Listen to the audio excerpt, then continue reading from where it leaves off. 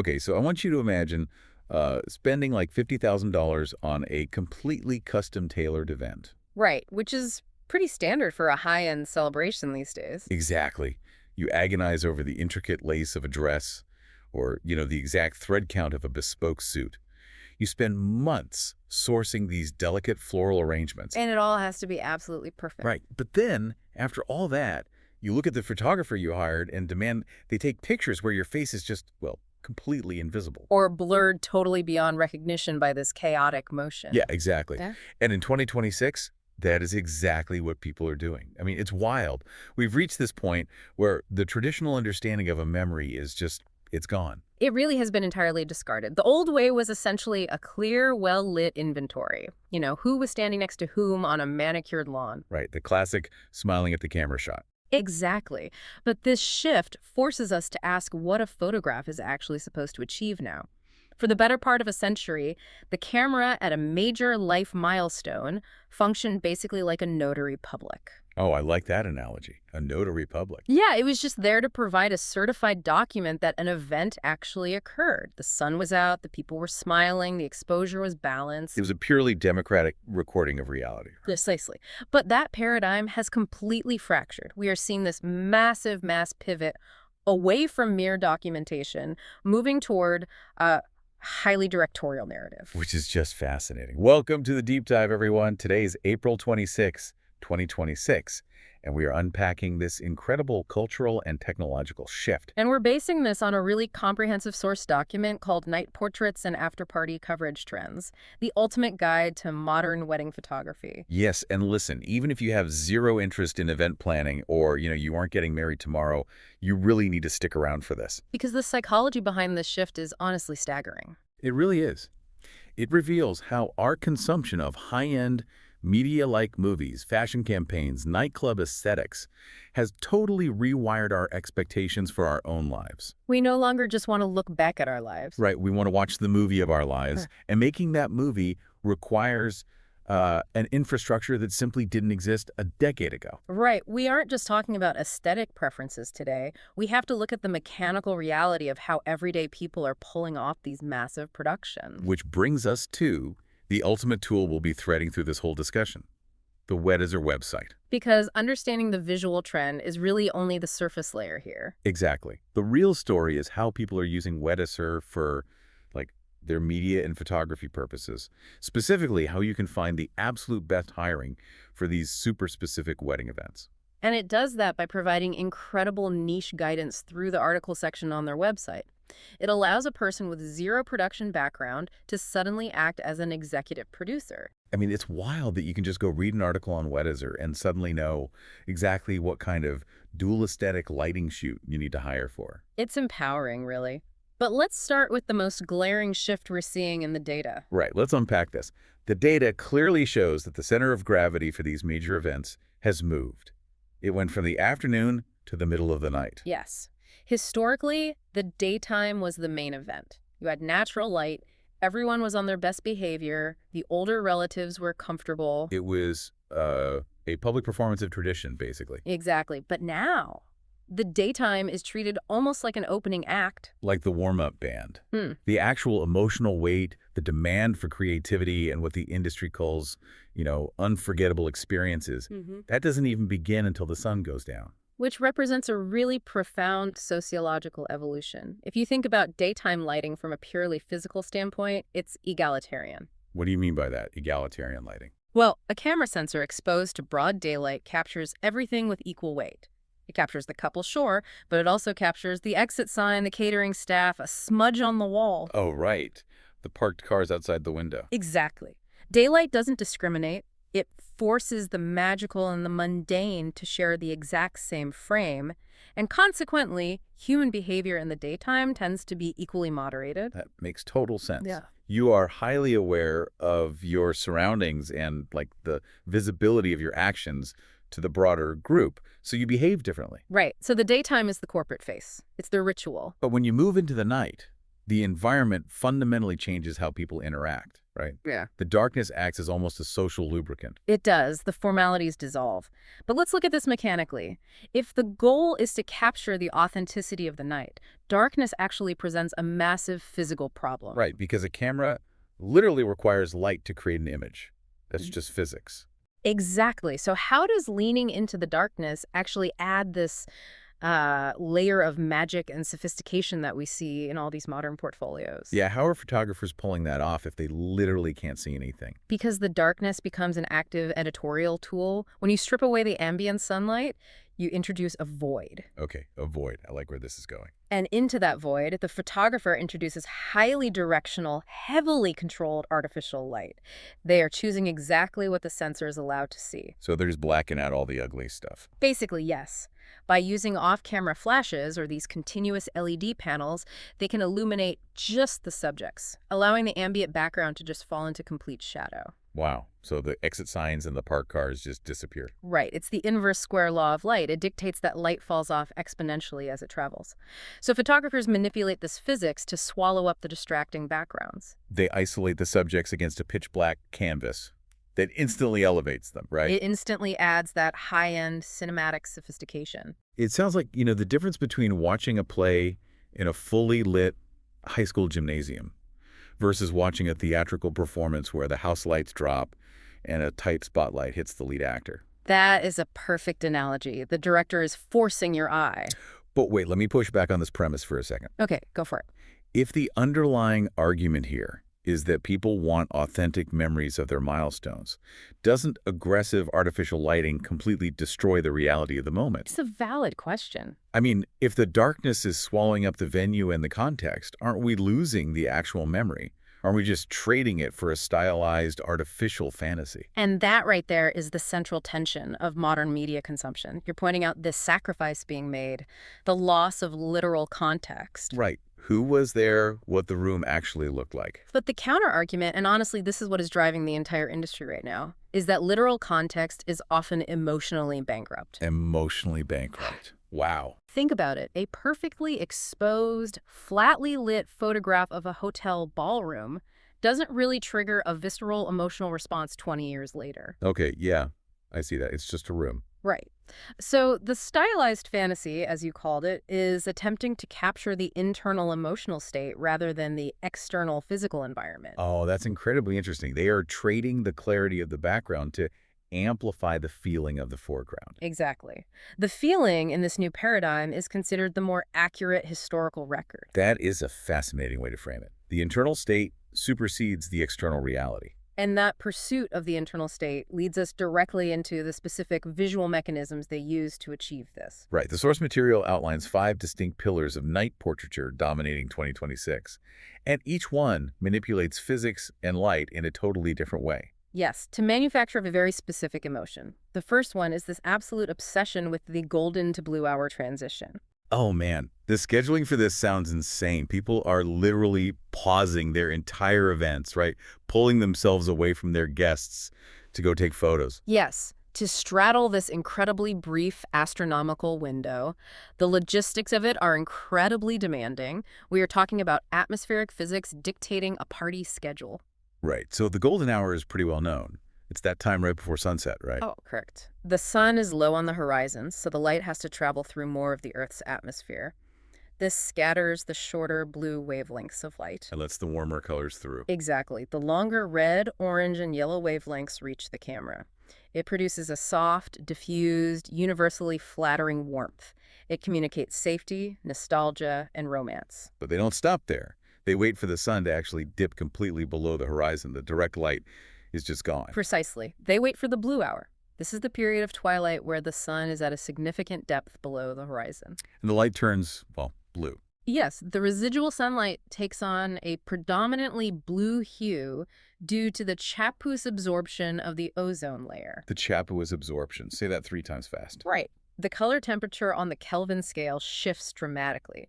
It goes from roughly 3,500 Kelvin during the golden hour to upwards of 10,000 Kelvin during the blue hour. And the emotional shift is instantaneous. We move from warm and safe to cool, intense, and super dramatic. And by capturing both within, say, a 20-minute window, the photographer is delivering two completely distinct emotional narratives from the exact same location.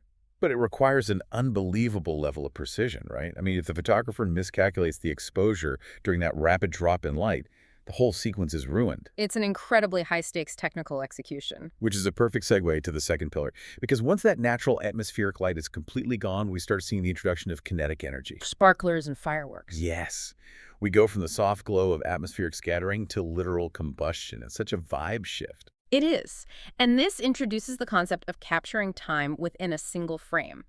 A standard photograph just freezes a fraction of a second, right? Usually like 1/200th of a second or something. Exactly. But when you introduce pyrotechnics, photographers utilize a technique called shutter drag. Shutter drag. Huh. I've seen this term all over the Weddizer articles. How does it work? Instead of opening the camera's shutter for a fraction of a second, they might leave it open for half a second or even a full second. Wow, a full second is an eternity in photography. It is. During that time, the sensor is continuously collecting photons. So if a sparkler is moving during that exposure, the sensor records the entire path of the light. So it creates those awesome trails of fire wrapping around the subjects? Yes, and structurally, it visually represents the passage of time and the intense energy of the celebration. It takes a static, posed moment and injects it with dynamic, unpredictable chaos. But wait, if the shutter is open for a full second, wouldn't the people just be a blurry mess from moving around? That's the technical tightrope. It requires a total mastery of exposure balancing. The photographer has to use a flash to instantly freeze the subjects. Ah, so the flash freezes the people, but the long shutter captures the sparkler trails. Exactly. It's incredibly stressful to pull off live. I can imagine. But honestly, even sparklers feel somewhat traditional at this point compared to the third pillar. You're talking about neon and LED lighting. Yeah, this one completely abandons any pretense of organic tradition. We are seeing a massive surge in environments bathed in synthetic, cyberpunk-esque light. Immersive magenta washes, custom electric blue neon signs. Right. It feels less like a milestone event and more like a high-end nightclub or, a modern art installation. It is a deliberate rejection of the classical aesthetic. For decades, the goal for event photographers was to make artificial light look natural. Like bouncing flashes off ceilings and using softboxes, right? Exactly, bouncing and diffusing. But the shift to raw, undiffused LED colors is a massive statement of personal branding. It's so cinematic. It borrows heavily from modern cinema. Think of the aggressive color grading in films by Denis Villeneuve or Nicholas Winding Refn. Oh, yeah, just bathing the subjects in highly saturated RGB spectrums. It communicates that the event is exclusive, contemporary, and highly curated. But here's where it gets really interesting, and I want to pause on the motivation here. The data points heavily to social media platforms like Instagram and Pinterest, driving this specific trend. Social media is undoubtedly the engine here. Right. So when you bathe a room in aggressive neon pink, are you doing it because it genuinely reflects your internal emotional state? Or are you constructing a set piece specifically designed to go viral? That's the million-dollar question. And because I really struggle with where the line is between genuine self-expression and just performing for an invisible algorithm. I think we have to accept that in 2026, the distinction between the two is largely irrelevant to the people participating in it. Wait, really? Irrelevant? Yes. The aesthetic curation is the expression. This is a generation whose primary mode of communication is visual. When they design a neon-lit, highly stylized environment, they aren't necessarily faking a moment for an audience. They are speaking their native language. The performance is authentic to their experience of the world. Exactly. They view their personal milestones as legitimate pieces of media, and they are demanding the production value to match. That reframes it completely. The medium is the message. Which actually brings us perfectly to the fourth pillar, the one I mentioned at the very beginning of our discussion. The silhouette. Yes. This is the one that logically breaks my brain. You have all of this money, time, and curation poured into the physical details of the subjects. The styling is impeccable. The bespoke suits, the intricate lace. Right. And then they orchestrate a photograph where the subject is completely backlit, the light source is placed directly behind them, pointing at the camera, throwing the entire front of the subject into pure, underexposed blackness. A bold choice. Why would you intentionally obliterate the details you literally just paid thousands of dollars for? Because of the Gestalt principles of visual psychology. Okay, break that down for me. When the human brain looks at an image overflowing with micro details, the pattern of the lace, the specific shade of lipstick, the brand of the watch, it categorizes the image as a specific, dated, literal inventory. It's tied to a distinct physical reality. It's just a picture of an outfit. Exactly.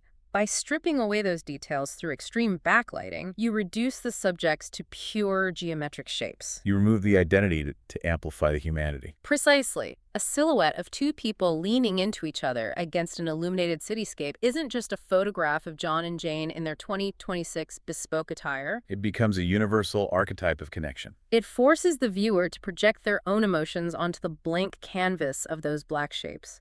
It is the most extreme example of the darkness acting as an editor. You hide the expensive physical reality to reveal a timeless psychological truth. I mean, that is just visual poetry. It is. But if the silhouette is poetry, the fifth and final pillar of the night portrait is a glossy magazine cover. Ah, the editorial style. This is where we see poses and lighting setups ripped straight from high-fashion campaigns. Yes. The subjects aren't smiling at each other. They are staring down the lens with severe, aloof expressions. Like they're on the cover of Vogue. The lighting is usually super harsh, right? Utilizing bare strobes to create sharp, dramatic shadows on the cheekbones. Mimicking the studio setups of Harper's Bazaar, it represents the final death of the mandate to look happy in a photograph. Oh, that's such a good point. The traditional milestone photo required a smile as literal proof of a successful event. Right, if you weren't smiling, something was wrong. But the editorial style replaces the desire to look happy with the desire to look powerful. Aspirational and culturally relevant. Exactly. The photographer is no longer a documentarian. They are a fashion director, managing the micro-expressions, the angle of the chin, the placement of the hands. And manipulating hard light sources to sculpt the face. Okay, so let's zoom out for a second and look at what we've established here. Okay, let's summarize the first half of the night. We have this massive chunk of the evening dedicated to intense cinematic control. Photographers are managing the Kelvin scale of the atmosphere, balancing flash durations with shutter drags, deploying RGB LED washes. Calculating the inverse square law for silhouettes, and directing high-fashion studio setups. Right. It is an environment of absolute, rigorous, obsessive control. Which makes the subsequent phase of the evening so incredibly jarring. The whiplash is violent, honestly. Yeah. Because immediately following this peak of aesthetic perfection, the mandate completely flips. We enter the after-party phase. And the visual requirement shifts from highly produced control to raw, unstaged, unfiltered chaos. It is a complete inversion of the artistic philosophy. You spend hours meticulously crafting timeless works of art, and then, usually around 11:00 p.m., the structural integrity of the event is intentionally collapsed. People just lose their minds on the dance floor. And the photography demand shifts to documentary-style storytelling. Right. The photographer is explicitly instructed to stop directing, to stop posing, and to simply react to the volatile energy of the room. And the biggest technical manifestation of this is what the source calls the flash photography comeback. But we really need to define what kind of flash we are talking about here. Yes, because this isn't the careful, balanced lighting of the portraits we just discussed. Not at all. This is the direct on-camera flash. The flash is pointed straight at the subject's face like a weapon. Which is fascinating because for the last 20 years, the direct, bare bulb flash was considered the absolute hallmark of an amateur. Oh yeah. If you took a photography class in like 2010, the very first rule was to never, ever use the pop-up flash on your camera. Professional photographers spent thousands of dollars on modifiers, softboxes, umbrellas, bounce cards, specifically to avoid this exact look. Because direct flash creates harsh, specular highlights on the skin. It casts those incredibly hard, dense shadows directly behind the subject. It completely flattens the dimension of the face. Technically speaking, it is traditionally considered bad lighting. It's the classic deer in headlights look. So why on earth is it now the single most requested aesthetic for the final hours of these high-end events? Because of the cyclical nature of nostalgia and the visual language of authenticity. Nostalgia for what exactly? That harsh, unforgiving light is the aesthetic signature of two very specific cultural touchstones. First, the 1990s disposable camera used at casual house parties. Oh, the Kodak point-and-shoots. Exactly. And second, the aggressive, gritty paparazzi photography of the early 2000s. Think of the iconic high-contrast shots of celebrities exiting nightclubs. Oh, wow, like Paris Hilton or Lindsay Lohan in the early 2000s. Exactly. By deploying that specific lighting technique, the photographer is instantly coding the modern images with a sense of rebellious spontaneity. That paparazzi comparison makes so much sense. It creates a whole psychological framing. It really The does. subject isn't a normal person posing for a picture. They are a famous person who has been caught off guard by the relentless documentation of their glamorous life. Right. The harsh shadows and the blown-out highlights aren't seen as technical flaws anymore. They are the required texture of the narrative. That is brilliant. It's all about the texture. And technically, the flash duration, which is often as short as 1/10,000th of a second, freezes the absolute peak of the chaotic motion on the dance floor. But they don't just use the flash, right?